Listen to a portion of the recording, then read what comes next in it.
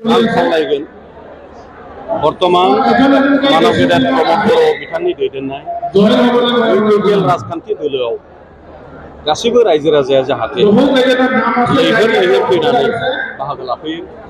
जायफ्रा एसे सम लादों साननो आरो बुजिनो बिथांमोनखौ आं खावलायो बे फैगौ पार्लियामेन्ट इलेक्शननि सिगां जुदि रायजो राजाफ्रा लैहोर फैनानै बाहागो लाफैयो बियो साबसिन जायो। मानो होनोब्ला जोङो 10 बोसोर जिहेतु साम्प्रदायिक राजनिति होनो जायखौ कमिउनेल पलिटिक्स होनो एरा सरनिया एबा नब सरनियाया कमिउनेल पलिटिक्स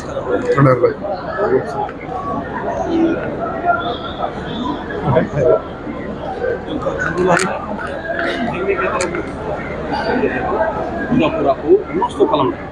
नाथाय दिनै बेखौ जे जोंनि देशनि प्रधानमन्त्री मानव गेदेर नरेन्द्र मोदी, आसामनि मानव गेदेर गाहाय मन्त्री एबा मुख्यमन्त्री मानव गेदेर डक्टर हिमन्त बिश्व शर्मा मानगोनां बिथां, एनडिए हिसाबै इउपिपिएलनि पार्टी केन्डिडेट एबा बिजाथिखौ एनडिएआ दिनैहाय समर्थन होबाय। बेयो जोंनि थाखाय बिराद गिदिर खोथा आरो एबारनिफ्राय बे जाथि बोखावनानै राजनिति खालामनाय एबा एरा सरनियानि बायदि नब सरनियानि बायदि कमिउनेल पलिटिक्स खालामनाया एबाराव जोबफैबाय। बेनिखायनो रायजो राजा आइ आफा बिदा फंबाय बिब' बिनानावमोननिसिम आङो मोनसे आंनिफ्राय बार्ता एबा फोसावनाय एबा खौराङाव हरनो सानदों।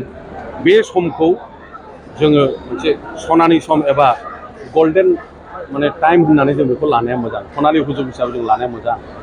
खारन बियो प्रयजनथारमोन।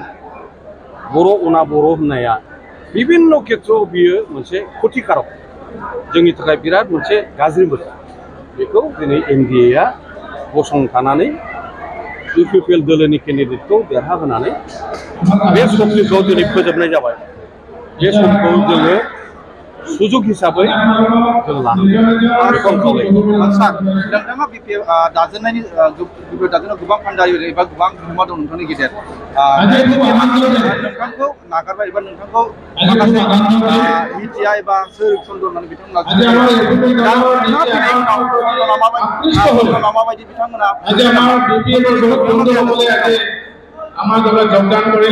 आं हारसिंल' बानायाखै, खस्थ'आ रायजो राजा बयबो खालामदों बै समाव बिपिएफनि दैदेनगिरिफ्रा। दा बेवहाय बिपिएफनि लिडार हिसाबै मानव गेदेर आफादगिरि हाग्रामा मानगोनां बिथाङा मा बुंदों बुङाखै सम आंबो खोनादों। बिनि फिननाय होनांगौ होननानै आं साना। खारन आइ आफा रायजो राजाया नुदों मिथिदों आं सोर, सोरबाया सोर बिनि उत्तर होनांगौ आं होननानै साना। आं मोनसे खोथाखौ बुजियो जे माहारिनि थाखाय खौसेथिया प्रथम गिबिसिना जाहैबाय जोंनि खौसेथि। खारन बे खौसेथियासो जोंखौ गसंथा होदों। बड'फाया बुंलांदों डिभाइडेड वी फल, इउनाइटेड वी स्टेन्ड। बे मन्त्रखौ जोङो मालाबाबो बावलाङा। गतिके बुंलायनाय, नांलायनाय, रायनाय, बांसावनाय बे मायाव खामानियाव नाङो? बेखौनो खामानिनि जिनिस नङा। गतिके नांलायनाय, खमलायनाय, गाज्रि मुं सोलायनाय बेफोरखौ जों बावनांसिगौ। आरो जों माखौ जोंनि जेनेरेसननो जों मा फोरोंनांगौ? जोंनि गथ' गथायनो, फंबाय बिनानावनो जों मा फोरोंनो नागिरदों? जोंनि फंबाय बिनानावखौ जुदि मानसि खालामनांगौ, गोजौआव लांनांगौ, बिसोरनि साननाय हनाय बेबहार फाथियाबोथ' थिग जानांगौ। होमब्ला जों जुदि सिनियर जानानै गाज्रि खोथा नांलायनाय खमलायनाय, जोंनि बर' रावाव जेखौ गालखाब गैयै होनना बुङो, बेथ' समायलाना दिनैनि दिनाव बेखौ नांथारला। जोंनो खौसेथि अनलायनाय जोंनो बेखौ नोंथाङा दहाय स्पिचआव बुंदोंदि सायख'थियाव केलकुलेसन खालामनाय बेयो मालाबा मिलिया। थांनाय 2022 मायथाइयावबो एमपि प्रेजेन्टआ माबायदि जागोन? आं बुंनायखौथ' नोंसोर बियो बास्तब। खारन जोङो साब्रै बर' माहारि हिसाबै बिजाथिमोन। जोंना जेन'बा सानसुमा रन्जित शेखर मुसाहारि सार, मानव गेदेर मोखावग्रा ब्रह्म, आं बिपिएफनिफ्राय साब्रैजों जों जेसेबां भट मोन्दों बे भटखौ जुदि जों ज' खालामनानै नायो, एरा सरनिया बेखौ बिट खालामनानै 2.5 लाखनि बांसिन मार्जिनाव देरहादों।